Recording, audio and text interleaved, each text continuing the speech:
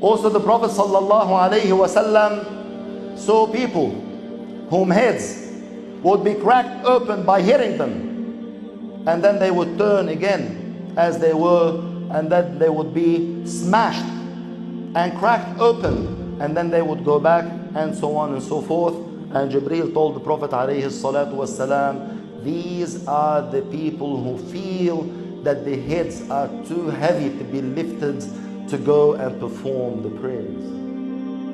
And the advice that we must learn from these two stories as Muslims is to remain patient and steadfast on the path of Islam and the path of the truth.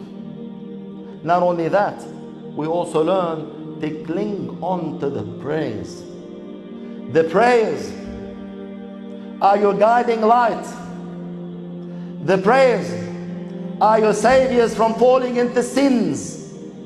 The prayers are the method by which you stay in line with the religion. And the prayers are one of the greatest obligations upon you after believing in Allah subhanahu wa ta'ala. So do not leave off the prayers. And I did mention to you in Arabic an advice, since we're coming towards the holidays, all the students should keep with the prayers. Not only in the holidays, even every day when you go back home, what you should be doing is praying Asr and Maghrib and Isha. Do not leave off the prayers.